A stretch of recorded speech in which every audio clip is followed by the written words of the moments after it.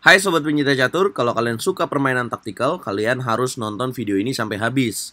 Karena ini pertandingan pilihan yang udah RL Chess cari, yaitu dari partai Judith Polgar, pemain catur wanita terkuat sepanjang masa.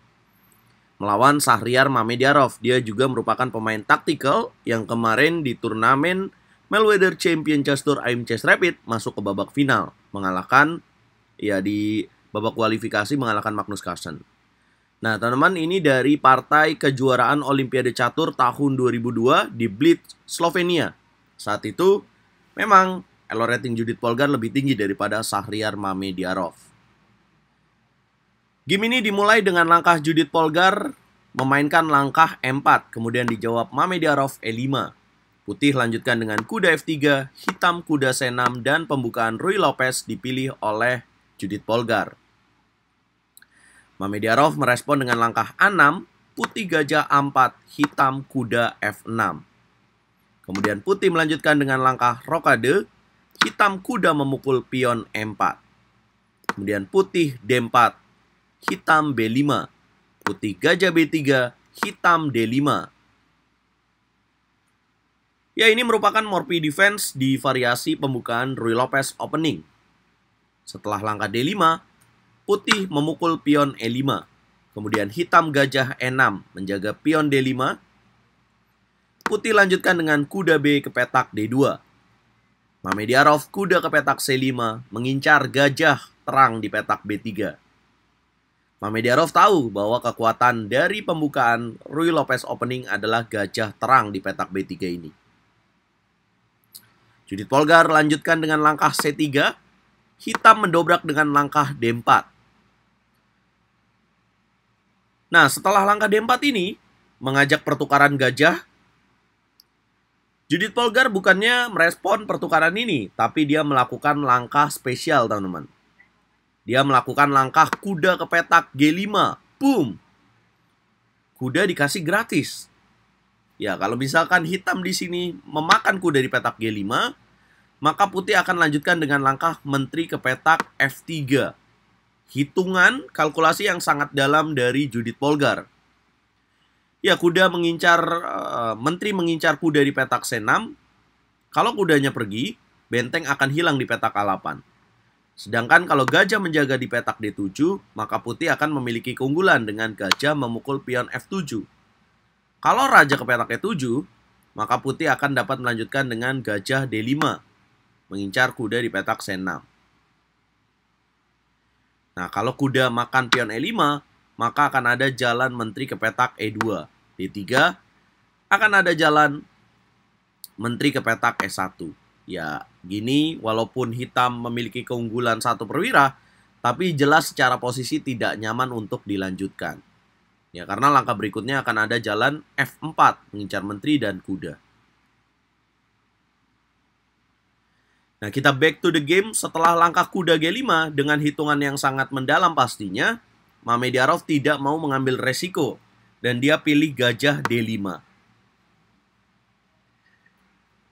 Nah, teman-teman, tahukah kalian bahwa Judith Polgar serangannya tidak berhenti sampai di situ saja? Di langkah berikutnya, Judith Polgar melakukan langkah yang sangat spesial. Bisakah kalian tebak apa langkah yang akan dimainkan oleh Judith Polgar? Yap, dia memainkan langkah kuda memukul pion F7. Boom! Seakan menghancurkan pertahanan dari Shahriar Mamediarov. Seakan memberikan kilat di siang bolong. Nah, setelah kuda makan pion F7, raja memukul kuda. Ya, karena kalau dia memukul pakai gajah, maka Judith Polgar akan mendapatkan keuntungan. Gajah memukul gajah, raja memukul gajah, menteri ke petak F3, dan akan mendapatkan kuda di petak C6. Unggul 1 pion dengan unggul posisi yang luar biasa nyaman buat pemain putih. Kuda memukul pion F7, raja memukul kuda, dan putih lanjutkan dengan menteri ke petak F3. Boom! Gajah tidak bisa memakan menteri karena ada ancaman pada raja di petak F7. Hitam lanjutkan dengan raja E6, putih menteri G4. Hitam raja F7, Judith Polgar menteri ke petak F5. Hitam raja E7, putih lanjutkan dengan serangan E6. Boom!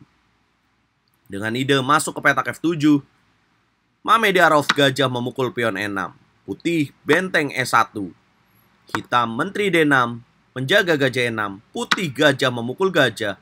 Kuda memukul gajah. Putih kuda E4. Shahryar Mamediarov menteri ke petak E5. Judit Polgar gajah ke petak G5. Boom. Kalau kuda memukul gajah, maka putih akan lanjutkan dengan kuda memukul kuda dan ada ancaman skakster dari benteng E1. So, setelah gajah G5, Mamediarov menteri ke petak D7. Sorry, raja ke petak D7. Nah, bisakah kalian tebak dan lanjutkan apa langkah yang harus dimainkan oleh Judit Polgar di posisi ini, teman-teman? Di langkah ke-21. Yap, tepat banget kalau kalian menebak langkah kuda C5, Bang. Boom. Kuda C5, discover check dilakukan. Kemudian gajah memukul kuda C5, putih menteri ke petak F7. Boom. Raja ke petak D6, putih menutup kemenangan dengan langkah immortal gajah ke petak E7. Shahryar Mamediarov menyerah ya setelah melanjutkan raja ke petak D5. Bisakah kalian lanjutkan apa yang harus dimainkan oleh pemain putih jika hitam memilih raja D5? Karena di sini Mamediarov sudah menyerah.